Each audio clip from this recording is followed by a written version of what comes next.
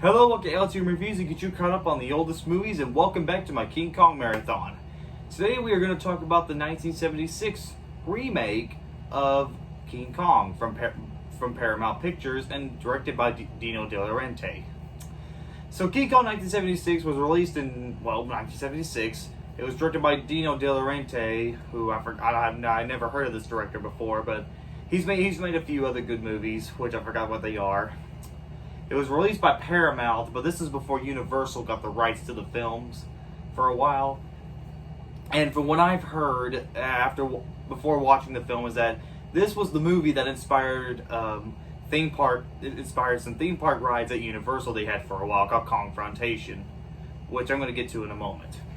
Okay, so in the 1976 remake, it's basically the same movie. You know, you got a bunch of characters going to an island, and then they find this giant gorilla, and then Andaro has been taken by Kong, and basically Kong falls in love with the girl, and then they take him back to the island, take him back to the world, take him back to the human world, or the humans take him back to the city.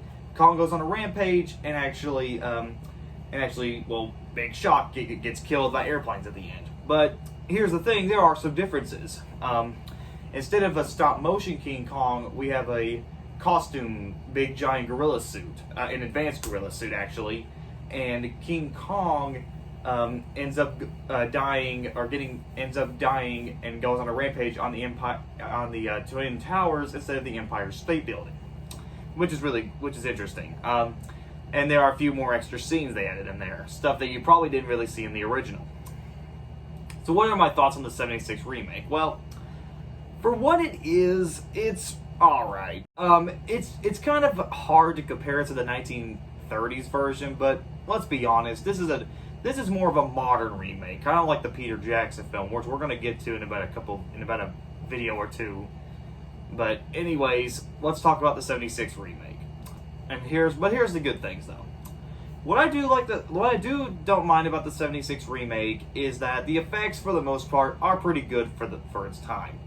Now, the director, I think, said that his biggest goal was to go against movies to compete against a movie called Jaws, which was like the highest grossing film at that time. And so he decided to go on a remake. So he went on to remake King Kong, since it was a giant monster movie. So with this idea with the effects, it looks pretty good for the time. We need to talk about Kong in this film because he's probably the best part in it. So the makeup for Kong was done by Rick Manis. I'll just call him Rick. He's the same costume designer who worked on An American Werewolf in London, Harry and the Hendersons, the Nutty Professor films, and even The Grinch, the Jim Carrey version. And I gotta say, it's a pretty damn and good, impressive ape costume. It looks great. You could tell it's kind of inferior to the 30s version, but let's be honest, that was stop motion. This was a big giant mechanic gorilla. I mean that's not small feat. That takes a lot of work, and I think he was also with part of the suit in some scenes too. Like they had to do some scenes where the animatronic was probably too big to film, so they had to maybe put him in a costume or something. And I gotta say, it's some pretty good work.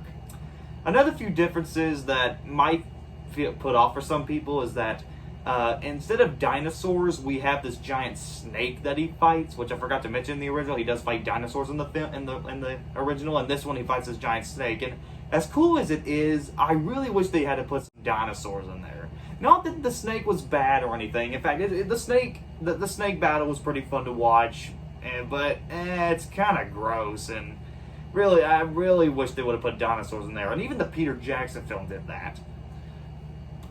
So let's talk about the characters. Not very interesting.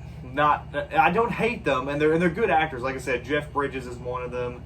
And the woman who plays Andaro in this one does a really good job. But these characters have no identity. I don't relate to them. I don't understand them. They're just not really well written characters. At least in the original, you do get a little bit of an identity from them. You kind of understand them. You have a good connection with the original characters. Here, they just seem kind of bland and kind of forgettable.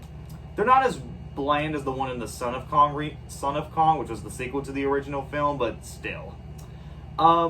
like I said, I don't mind some of the changes in the film, but at the same time, I really wish they would have kept with some of the stuff. I mean, you could have made the thing again. It's better than just repeating the same exact story, right? Rather than not doing anything different.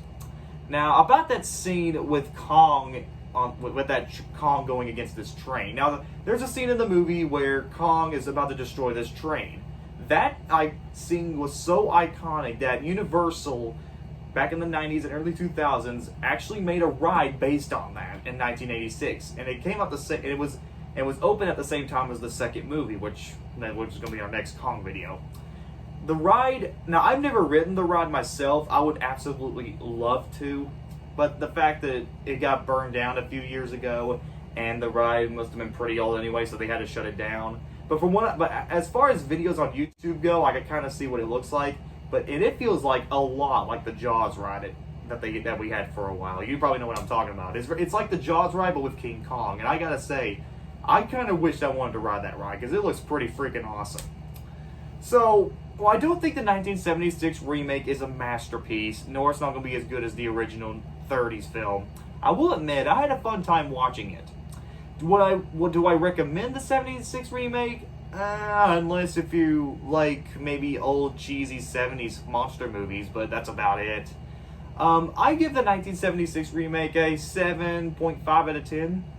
It's got its problems, like I said, it does feel kind of slow. The movie does feel kind of slow at times, and like I said, some of the characters are kind of weak, but it's not bad. It at least gives you what you want. It's a King Kong film. So, I give this movie a 7.5 out of 10. It's not the original, but it could have been much worse, and trust me, I'm just going to spoil for the next review. It's going to get pretty bad. So for the next Kong film, we have to take a look at King Kong Lives, which is the sequel to the 76 remake. Please subscribe, comment below, let me know. This is LTM signing out, and I'll be right back with you. Be very afraid.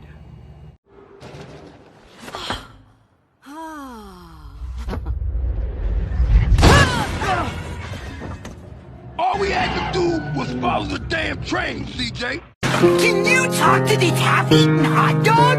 G'day, Mr. Hot Dog. Good? You think it's good? What's so good about it? All my life, all I ever wanted to be is an astronaut. But